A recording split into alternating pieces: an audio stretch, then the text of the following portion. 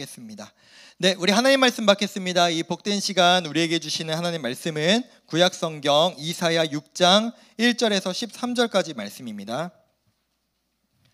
구약 성경 이사야 6장 1절에서 13절까지의 말씀, 구약 974면에 있습니다. 오늘 말씀의 제목은 내 죄가 사하여 졌느니라입니다. 우리 한 절씩 교독할 텐데요, 조금 말씀이 길기 때문에 여러분 집중해서 한 절씩 우리 교독하겠습니다. 제가 먼저 1절 읽겠습니다. 우시야 왕이 죽던 해에 내가 본즉 주께서 높이 들린 보좌에 앉으셨는데 그의 옷자락은 성전에 가득하였고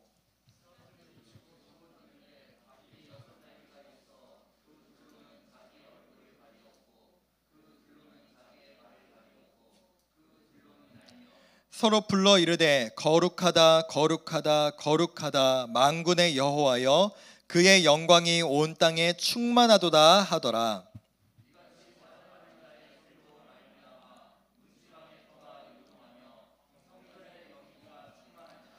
그때 내가 말하되 화로다 나여 망하게 되었도다. 나는 입술이 부정한 사람이요 나는 입술이 부정한 백성 중에 거주하면서 만군의 여호와이신 왕을 배웠음이로다 하였더라.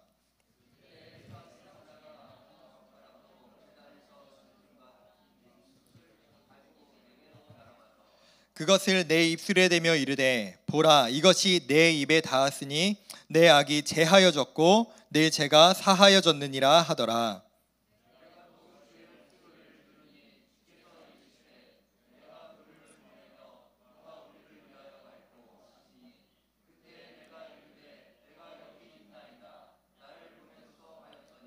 여호와께서 이르시되 가서 이 백성에게 이르기를 너희가 듣기는 들어도 깨닫지 못할 것이요 보기는 보아도 알지 못하리라 하여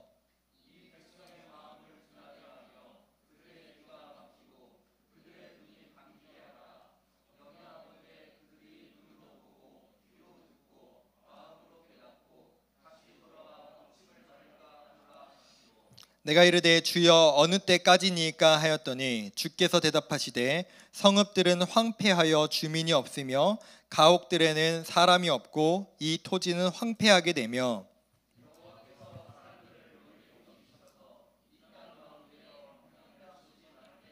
함께 읽겠습니다. 그 중에 10분의 1이 아직 남아있을지라도 이것도 황폐하게 될 것이나 밤나무와 상수리나무가 배임을 당하여도 그 그루터기는 남아있는 것 같이 거룩한 씨가 이 땅의 그루터기니라 하시니라.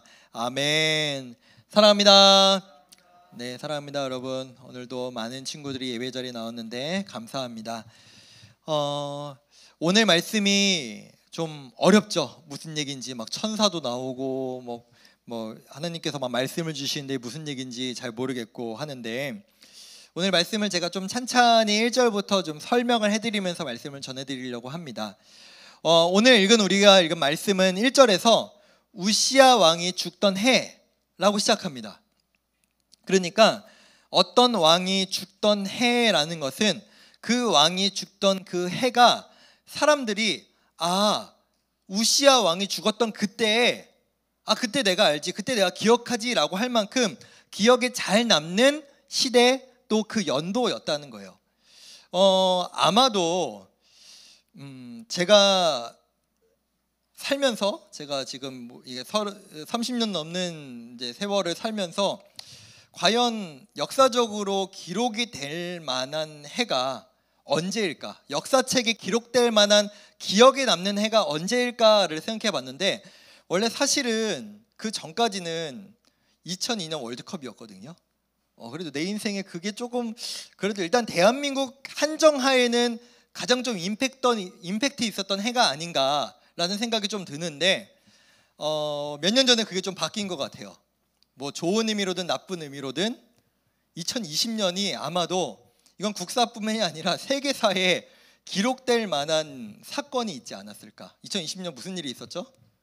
코로나라는 질병이 온 세계에 창궐한 이거는 역사책에 분명히 온 세계 역사책에 들어간다라고 할 만한 사건이 있었죠. 이 우시야 왕이 죽던 해라고 하는 의미도 아마도 모든 사람들이 공감할 만한 알만한 그런 해였을 겁니다. 그렇다면 왜 우시야 왕이 죽던 해를 사람들이 기억할까? 그냥 왕이어서? 아니, 그렇지는 않을 거예요.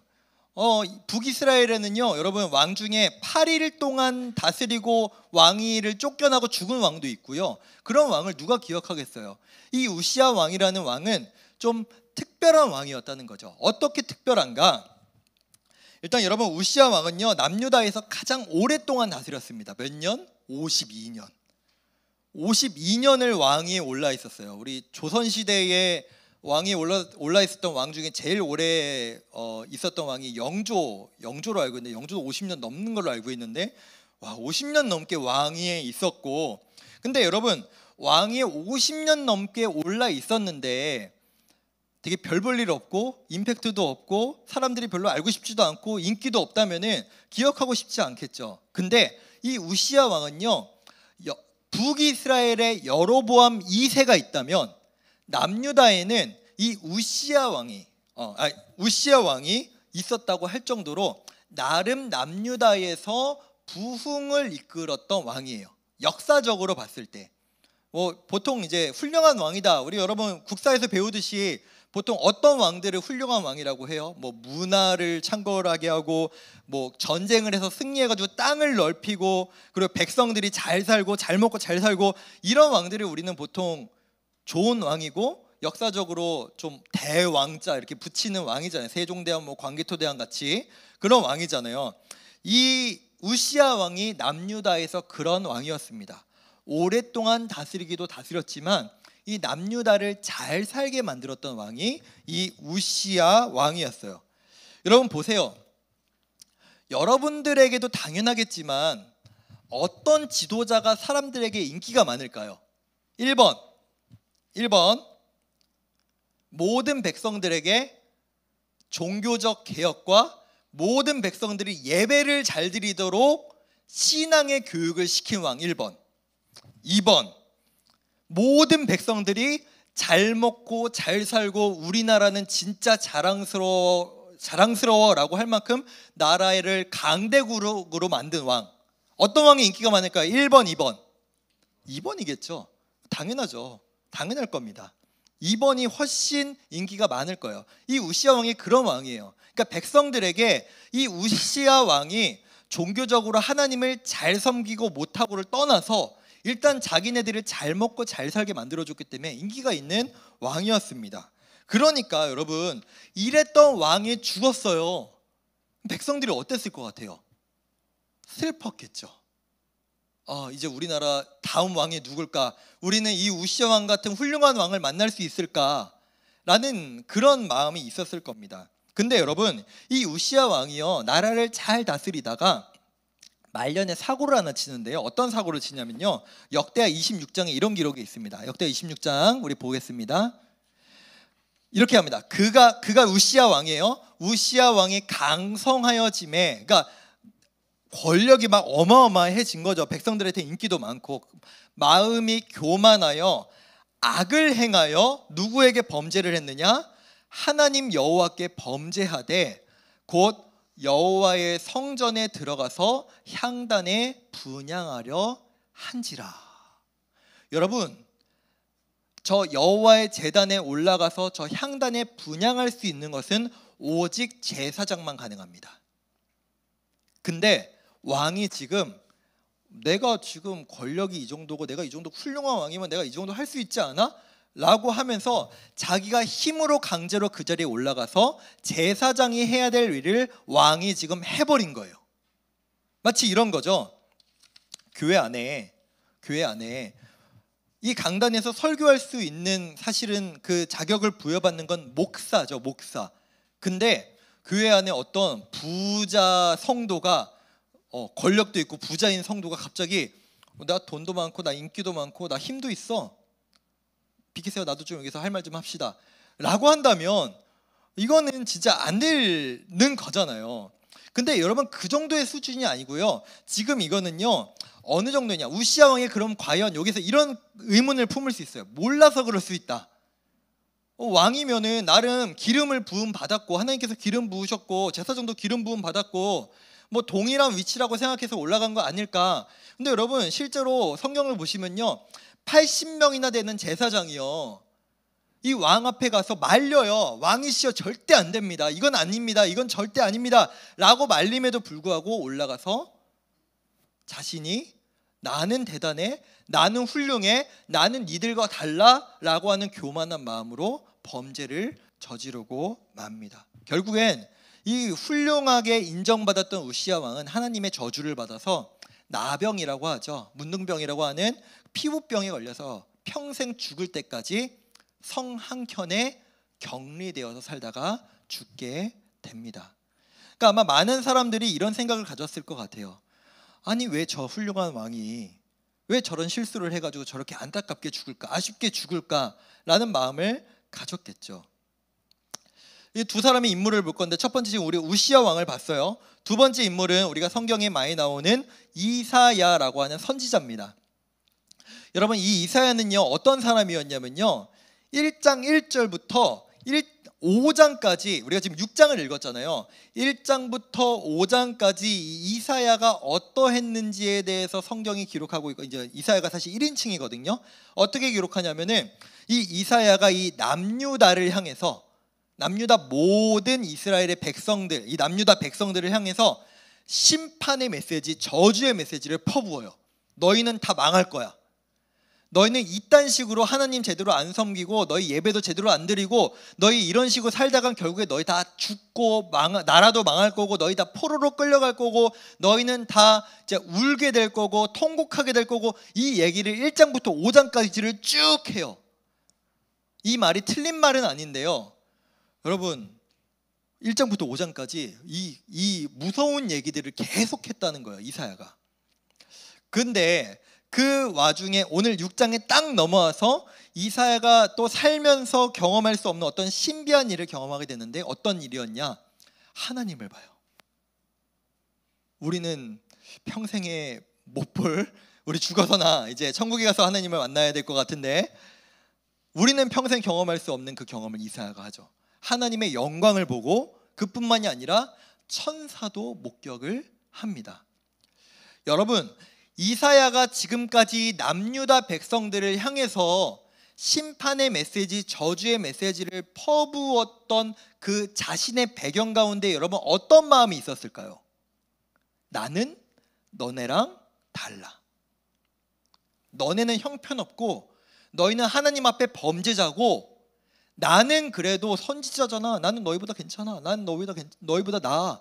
너희는 다 지옥불에 떨어질 놈들이지만 나는 하나님 나라에 갈 거야 라고 하는 마음이 이사야 가운데 있었을 겁니다. 그래서 그 입으로 그 저주의 메시지를 퍼부었겠죠. 근데 지금 하나님을 보고, 그리고 여러분 천사의 역할은요, 그 무엇보다 하나님의 영광을 드높이는 예배드리는 대상들이 또 천사거든요.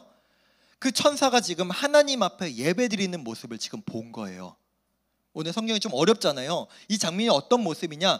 하나님의 영광이 나타나고 그 하나님의 영광을 향해서 스랍이라고 하는 천사가 나타나서 하나님을 예배하는 거예요.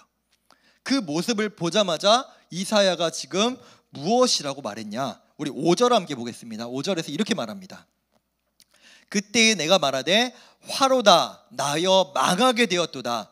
나는 입술이 부정한 사람이요 나는 입술이 부정한 백성 중에 거주하면서 만군의 여호와이신 왕을 배웠음이로다 하였도다 라고 합니다. 이게 무슨 소리냐면요, 지금까지는 이사야 선지자 자신이 나는 이스라엘 이 남유다 백성들보다 나는 괜찮아, 나는 나아, 그러니까 너희는 저주받아야 돼, 나는 괜찮아 라고 얘기하다가 정작 하나님을 보고 그 하나님을 예배하는 천사를 보니까 자기 자신을 보게 된 거예요. 아, 내가 얼마나 형편없는 인간이구나. 사실은 나도 저 입술이 부정한 저 백성들과 똑같은 사람이구나. 나도 죄인이구나. 나도 아무것도 아니구나. 근데 나는 이 입술을 가지고 까불었구나. 입술이 부정하도록 이 입술로 사람들을 계속 저주했구나 라는 것을 깨달은 거죠. 남들보다 나은 줄 알았는데 자신보다 훨씬 높고 대단한 대상을 보자마자 아, 난 진짜 아무것도 아니었구나 라는 것을 스스로 깨달았는데요. 왜 여기에서 내가 죽게 되었구나 라고 했는지 아세요? 원래요, 하나님을 뵐 때, 하나님을 만날 때 구약의 배경을 여러 번 말씀을 해드리면요, 부정한 상태, 하나님 앞에 죄악이 있는 상태에서 하나님을 만나면요, 그 사람은 그냥 죽는 거예요. 그게 구약 시대에 하나님을 믿는 백성들이 갖고 있는 당연한 생각이었고, 그게 율법에도 기록돼 있어요. 그래서 여러분, 제사장들이, 대제사장이 1년에 한 번 하나님이 계신 그 지성소, 하나님의 임재가 있는 상징인 지성소에 들어가거든요. 거기에 들어갈 때 이 사람이 만약에 대제사장이지만 죄를 지었거나 이 사람이 정말로 지금 깨끗하지 않은 부정한 상태면 들어갔다가 죽습니다. 대제사장이라도. 그러니까 이사야는 그걸 알고 있으니까 내가 지금 깨끗하지 않은 상태예요. 나는 지금 하나님 앞에 하나님을 뵈니까 나는 죄인이에요. 난 이제 죽겠구나 라고 생각했던 겁니다. 이사야가 아무리 예배를 잘 드려봤자, 하나님을 아무리 잘 섬겨봤자 어떻게 천사에 비할 수 있을까요? 그러니까 하나님을 만나고 하나님을 눈앞에서 경험한 후에 자기 자신이 얼마나 죄인이고 연약한 자임을 깨닫게 된 겁니다. 사랑하는 여러분, 우리가 하나님 앞에 나아가는 자리, 이 예배의 자리, 말씀의 자리에 우리 또한 나아갈 때 우리 자신이 얼마나 연약하고 부족한 자인지를 깨달을 수 있는 은혜가 저와 여러분 가운데 있기를 원합니다. 이 시간 말씀을 받을 때도 이 말씀 그냥 듣고 나에게 아무런 상관없는 말씀이다라고 지나가는 것이 아니라, 내가 하나님 앞에 나아가니까 내가 하나님이 필요한 존재구나, 내가 하나님 없이는 살아갈 수 없는 존재이구나 라는 것을 깨닫는 모습이 우리 가운데 있어야 한다는 겁니다. 근데 여기서 끝나면 안 돼요. 난 쓰레기구나, 난 죄인이구나, 난 죽어야 되는구나, 여기서 끝나면 안 됩니다. 하나님께서는 그 이사야에게 계속해서 뭐라고 말씀하시는데, 우리 6절과 7절도 보겠습니다. 그때 그 스랍 중에 하나가 부젓가락으로 제단에서 집은 바 핀 숯 있죠, 여러분, 고기 구워 먹을 때 있는 숯을 가지고 내게로 날아와서 그것을 내 입술에 댔대요. 뜨거웠겠죠. 입술에 대며 이르되, 보라, 이것이 내 입에 닿았으니 네 네가 지금까지 사람들을 저주하고 사람들에게 심판의 메시지를 전하고 너는 너 스스로 깨끗하다고 생각했던 그 모든 악이 제하여졌고 네 죄가 이제 사하여졌다 라고 말씀하시죠. 여러분, 여기에서 우리가 알 수 있는 메시지는 뭘까요?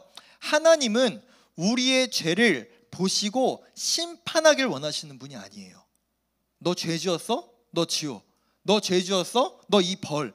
이게 아니라 하나님은 이사야에게도 그러시고 이 남유다에도, 이 나라에도 그렇고, 하나님이 궁극적으로 원하시는 건 무엇이냐? 그 죄를 깨끗하게 하시는 것이죠. 그렇게 우리가 죄를 깨달았어요. 그럼 우리는 그 이후에 어떻게 해야 돼요? 나는 죄인이에요. 나는 쓰레기예요. 난 아무것도 아니에요. 여기서 그치면 안 되고, 하나님 용서해 주세요. 하나님, 제가 앞으로 이렇게 살아가지 않도록 도와주세요 라고 나아갈 수 있는 모습이 있어야죠. 하나님은 그럴 때 그 죄를 용서해 주십니다. 여기서 끝나면 안 돼요. 하나님은 이 이사야에게 또 하나의 말씀을 주시는데 8절의 말씀입니다. 8절도 보겠습니다. 내가 또 주의 목소리를 들으니 주께서 이르시되, 내가 누구를 보내며 누가 우리를 위하여 갈꼬 하시니, 그때 내가 이르되, 내가 여기 있나이다, 나를 보내소서 하였더니 라고 대답합니다. 하나님은요, 지금 어떤 마음이시냐면 이사야가 자신의 죄를 깨닫기를 원하셨어요. 그리고 그 죄를 사하기를 원하셨어요. 그리고 어디까지 나아가야 되죠? 내가 그러한 너를 사용하고 싶다. 내가 너와 함께 하고 싶어. 여기까지 나아가야 되는 겁니다. 하나님 말씀하세요. 제가 하나님이 말씀하시는 그 말씀에 순종하겠습니다 라고 하는 반응이 우리의 예배 가운데, 말씀을 대하는 우리 마음 가운데 있어야 한다는 겁니다. 여기까지 정리해 드릴게요. 여러분 보세요. 하나님의 앞에 나아갈 때, 하나님의 말씀 앞에 나아갈 때 우리의 세 가지의 반응이 있어야 됩니다. 첫 번째, 나는 하나님 없이는 살아갈 수 없는 죄인이구나 라는 깨달음이 있어야 되고요. 그 이후에 하나님께서 내 죄를 사해 주시는 그 회복과 회개의 모습이 우리 가운데 있어야 합니다. 여기서 그치면 안 됩니다. 더 나아가서 하나님, 부족한 저지만, 연약한 저지만 하나님 말씀에 따라 저를 사용해 주세요. 하나님, 제가 하나님 말씀대로 살아가게 해주세요라는 결단이 우리의 예배 가운데 필요한 겁니다. 지금 이사야는 예배를 드린 거예요. 하나님 앞에 예배를 드렸습니다. 여기까지의 첫 번째 하나의 스토리를 보면은 이런 이사야에게 하나님께서 그렇다면 어떤 명령을 주시는가? 지금까지는 여러분 하나님과 이사야와의 관계에 대해서 우리가 함께 말씀을 받았어요. 근데 하나님께서는 이 이사야를 통해서 더 확장하기를 원하시는데 어디로 확장이 되는가? 어떻게 하나님께서 말씀하시는지 볼게요. 10절의 말씀입니다. 이 백성의 마음을 둔하게 하며 그들의 귀가 막히고 그들의 눈이 감기게 하라. 염려하건대 그들이 눈으로 보고 귀로 듣고 마음으로 깨달아 다시 돌아와 고침을 받을까 하노라 하시기로. 이 말씀이 되게 이상해요, 여러분. 보통 하나님께서 선지자에게 말씀을 주시면 이런 말씀을 주시겠죠. 야, 너희 나에게, 이스라엘 백성들, 남유다 백성들이 나에게 돌아올 수 있도록 나의 말을 전해. 이게 대부분의 하나님의 명령이었죠. 근데 지금 하나님께서 이사야에게 어떤 명령을 주시냐면요, 이런 명령을 주세요. 너희는 다 망할 거야. 남유다, 너희는 하나님께서 이미 망하게 하시기로 결정했어. 그래서 하나님께서 지금 뭐라고 말씀하시냐면은, 하나님이 지금 말하시는 그 말씀에 대해서 안 듣고 있잖아요. 지금 남유다가 안 듣고 있어요. 우시야 왕도 나라는 잘 다스렸을지 모르지만 제가 아까 말씀드린 것 같이 하나님을 중요하게 생각했던 왕이 아니에요. 백성들 똑같겠죠. 그러니까 하나님이 이렇게 말씀하시는 거예요. 혹여나 그들이 나를 볼까? 내 말을 들을까? 내 마음으로 하나님을 받아들일까? 넌 그거 원하지 않아 라고 말씀하세요. 이상하잖아요. 왜일까? 왜 하나님은 남유다를 멸망시키기로 작정하시고 그것을 이사야를 통해서 전하고자 하실까? 여러분, 사실 이 남유다도 그렇고 이 북이스라엘도 그렇고 하나님께서 이미 작정하시고 결정하셨어요. 망하게 할 거라는 거. 그래서 북이스라엘은 아수르에게 멸망하고 남유다는 바벨론에게 멸망합니다. 왜요? 하나님을 향한 예배가, 제사가, 그들의 신앙이 완전 엉망이었기 때문에. 하나님께서는 기회를 주셨어요. 한없이 기회를 주셨습니다. 그들이 회복될 수 있도록, 그들이 다시 하나님께 돌아올 수 있도록 기회를 주셨지만 그들은 끝까지 하나님 앞에 돌아오지 않아요. 여러분, 제가 아까 우시아의 말년과 그의 끝이 좀 아쉽다고 했죠. 아니요, 하나님의 입장에서는요, 우시아의 죽음은 사람이 보기에는 아쉬울지 모르겠지만 하나님 입장에서는 전혀 아쉽지 않았어요. 왜요? 하나님 앞에 제사를 드리고 예배를 드렸어요. 여러분, 하나님의 성전에 나가서 자기가 분향했다고 했잖아요. 그게 예배의 행위거든요. 근데 왕인 자신이, 제사장이 해야 될 일을 내가 좀 잘 나간다고, 내가 좀 부강하다고 교만한 마음으로 나가서 했다는 자체가 하나님을 얼마나 무시하고 있는지, 하나님은 얼마나 중요하게 생각하고 있지 않은지를 보여주고 있는 바로 예라는 것입니다. 우시아는 교만했습니다. 난 훌륭해, 나는 대단해, 사실 난 하나님도 필요 없어. 그러니까 자기 마음대로 나가서 분향을 합니다. 이사야는 어떨까요? 사실 이사야도 마찬가지였어요. 자신은 괜찮고 깨끗하고 자신의 선지자기 때문에, 하나님의 선지자기 때문에 괜찮다고 생각했겠지만 그 또한 교만한 마음으로, 나는 괜찮아, 나는 니들과 달라라는 마음으로 그 백성들을 향해서 저주와 심판의 메시지를 끊임없이 던져댔죠. 그 마음 가운데 아마도 그들이 진짜 하나님 앞에 돌아오기를 원하는 마음보다 진짜 그들이 심판받고 그들이 진짜 지옥 가고 죽기를 바라는 마음이 이사야 가운데서 있었을 겁니다. 그런데 그 이사야, 하나님을 만나고 회복을 경험해요. 하나님의 사명을 받고 내가 하나님의 말씀대로 다시 살아가기를 원합니다 라고 고백합니다. 하나님은 이사야에서 그치지 않으시고 이 이사야가 경험한 회복을 어디까지 가기를 원하시냐? 남유다 이스라엘 백성들에게까지 확장시키길 원하세요. 근데 왜 그럼 굳이 나라를 멸망하게 하시느냐? 안 들으니까요. 깨닫지를 못하니까요. 하나님께 있어 이 나라는 중요하지 않아요. 나라가 망하면 다시 세우면 됩니다. 그들이 하나님께서 가장 중요한 건 무엇이냐? 이사야가 마치 하나님의 영광과 천사를 보고 나는 망했다, 나는 이제 죽어야겠다, 나 이제 끝이구나 라는 것을 깨달은 후에 하나님 앞에 나아갈 수 있었듯이 하나님께서는 남유다와 북이스라엘을 멸망시켜서라도 이 백성이 다시 하나님께 돌아오기를 원하셨던 겁니다. 그게 바로 하나님의 마음이에요.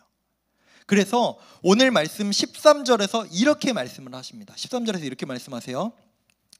그 중에 10분의 1이 아직 남아있을지라도 이것도 황폐하게 될 것이나, 하나님 지금 뭐라고 하시냐면은 이 남유다와 이스라엘 전부를 완전히 황폐하게 만들어 버리겠다. 그리고 실제로 이들은 다 포로로 끌려가요. 근데 어떤 메시지를 주시느냐? 밤나무와 상수리나무가 배임을 당하여도, 나무가 배임을 당했습니다. 그 그루터기는 남아있는 것 같이 거룩한 씨가 이 땅에 그루터기니라 하시니라. 아멘. 하나님의 궁극적인 목적, 하나님의 사랑하는 백성들을 다시 회복시키는 것.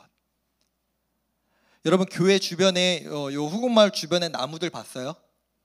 얼마 전에 다 이제 막 그 시에서 구청에서 와가지고 한 것 같은데 나무들 다 잘라놨어요. 혹시 평소에 못 봤으면 여러분 예배 마치고 나가면서 이 주변에 있는 가로수들 보세요. 진짜 가지들을 다 잘라놨어요. 나무를 이게 살 수 있나 하고 할 정도로 다 잘라놨어요. 하나님께서도요 이 나무를요 지금 다 잘라내신 거예요. 필요 없는 가지들, 필요 없는 잎들을 다 잘라버리셨어요. 그리고 나서 다시 이 나무가 그루터기만 남아있을지라도 내가 이 나무를 다시 세우겠다. 내 목적은 이들이 회복되고 내 백성들이 나에게 돌아오는 것이다 라고 오늘 말씀하고 계십니다. 말씀을 맺겠습니다. 사랑하는 여러분, 오늘 이사야가 경험한 회복, 또 앞으로 이 이스라엘 백성들이 경험할 그 회복과 하나님의 마음을 우리가 깨닫고 살아갔으면 좋겠습니다. 이 이사야의 예배와 같이 여러분, 우리는 이 예배의 자리에 나올 때마다 우리가 알아야 될 것, 나는 하나님 없이는 살아갈 수 없는 존재구나, 난 이처럼 죄인이구나 라는 것을 먼저 깨달으시고, 이러한 나를 하나님께서 회복하기를 원하시는구나, 죽음의 길로 가도록 내버려 두지 않으시고 회복의 길로 나를 인도하시는구나 라는 것을 우리가 깨닫기를 원합니다. 마지막으로 이 이사야와 같이 또 이 하나님의 나라, 이 남유다가 결국에는 배임을 당하였어도 하나님께서 이 나라를 세우시고 다시 이 나라를 통해서 예수 그리스도를 우리에게 보내주신 것과 같이 우리가 하나님 앞에 쓰임받기를 원합니다. 내가 말씀을 들었사오니 하나님 말씀대로 살아가기를 원합니다 라고 결단할 수 있는 모습이 우리 예배를 통해, 우리의 매주의 이 삶을 통해 나타나시기를 간절히 소망하고 축복합니다. 우리 함께 그 마음으로 이 찬양의 고백을 우리